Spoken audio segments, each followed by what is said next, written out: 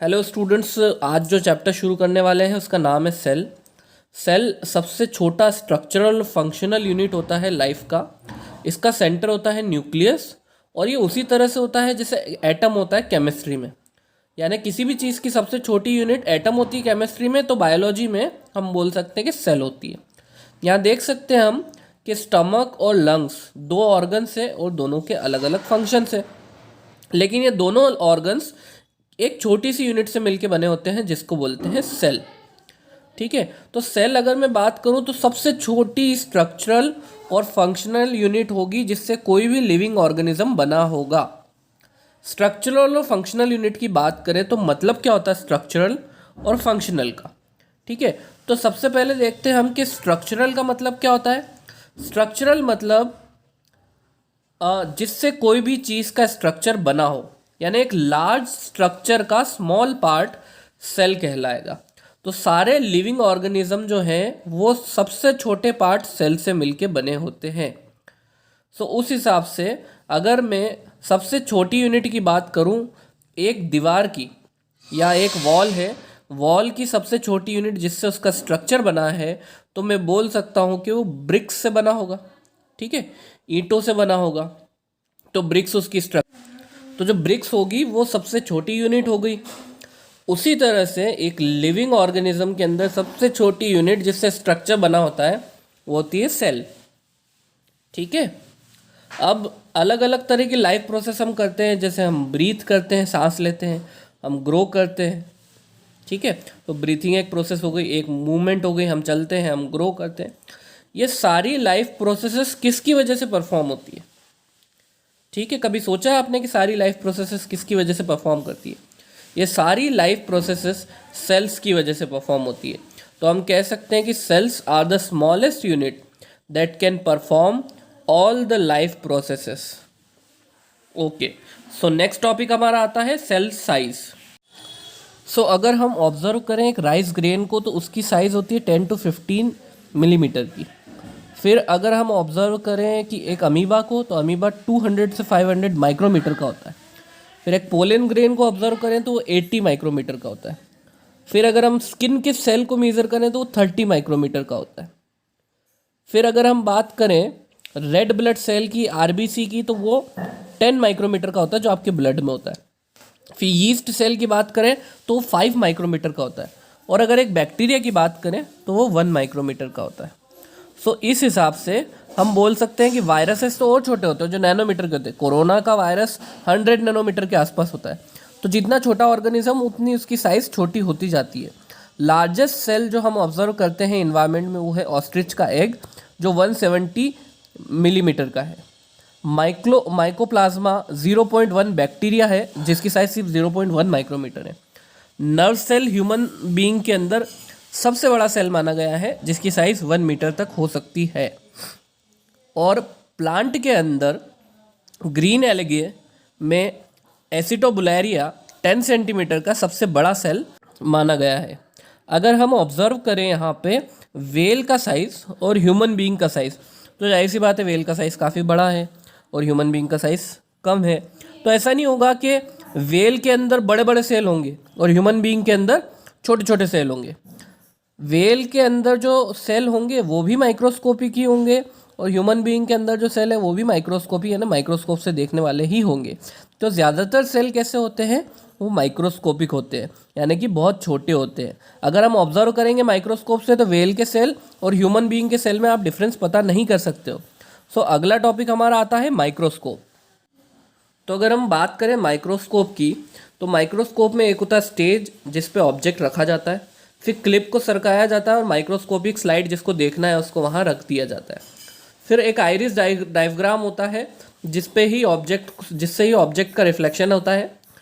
और उसके बाद अगर हम यहाँ बात करें तो यहाँ पे एक रिवॉल्विंग नोज भी होती है और मिरर रिफ्लेक्टिंग या तो नेचुरल हो सकता है या आर्टिफिशियल हो सकता है।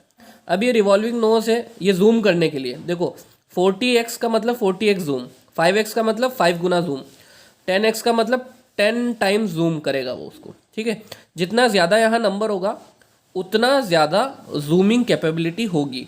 ये आपके मोबाइल के अंदर भी होता है 1x 2x 3x। तो जितना ज़्यादा आप उसको करते हो उतना ज़्यादा वो जूम हो जाता है।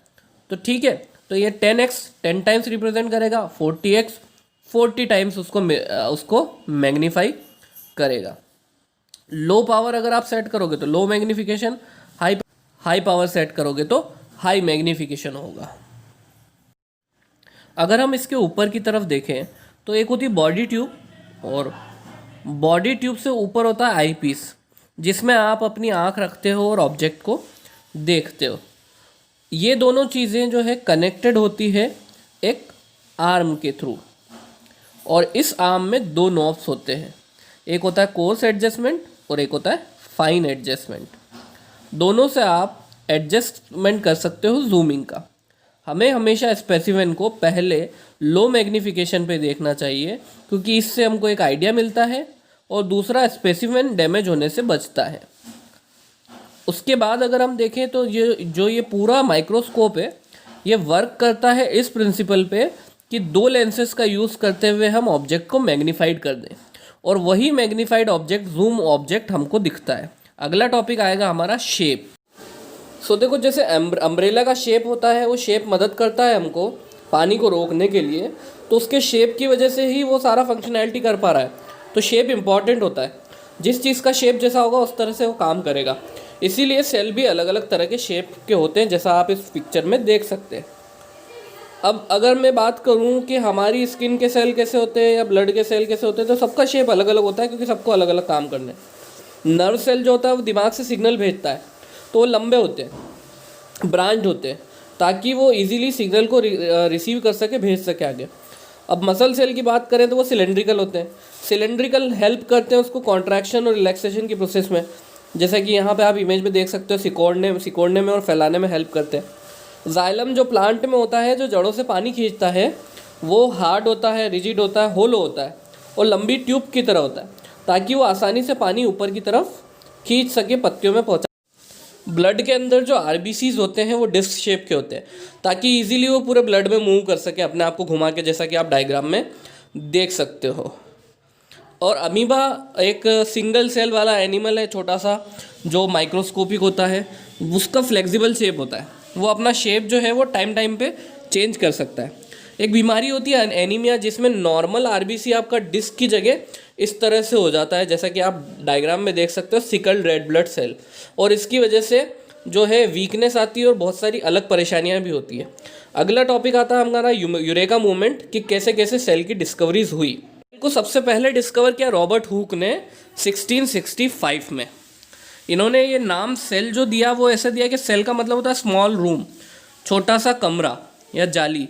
जब इन्होंने माइक्रोस्कोप से एक चीज़ को देखा जो कि कॉर्क था, तो उसके अंदर उनको जाली जैसा स्ट्रक्चर दिखा, केज जैसा स्ट्रक्चर दिखा, और केज को इंग्लिश में बोलते हैं सेल, तो इन सेक्शंस को इन्होंने नाम दिया सेल।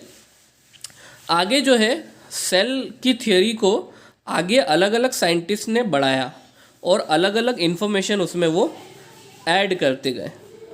तो इन शॉर्ट हम कह सकते हैं कि सेल मीन्स स्मॉल रूम या केज लाइक स्ट्रक्चर, जैसा कि आप डायग्राम में देख रहे हैं। 1665 में रॉबर्ट हुक ने सबसे पहले डिस्कवरी की सेल की।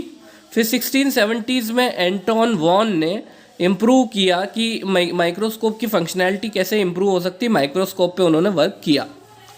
उसके बाद जो है 1839 में जैकब स्लैंडिन एंड थियोडोर श्वान ने सेल थियोरी प्रपोज की, और ये बोला कि सारे लिविंग ऑर्गेनिज्म जो है वो सेल से मिलके बने होते हैं। फिर उसके बाद जो है 1855 में नई थ्योरी जो प्रपोज हुई है वो हम देखेंगे 1855 में, जो रुडोल्फ उर्शो ने प्रपोज की। इनके हिसाब से सारे लिविंग सेल जो हैं प्री एग्जिस्टिंग सेल से ही आए हैं, यानी पहले बने सेल से आए हैं। ये टॉपिक यहाँ ख़त्म होता है। नेक्स्ट टॉपिक हम नेक्स्ट वीडियो में डिस्कस करेंगे।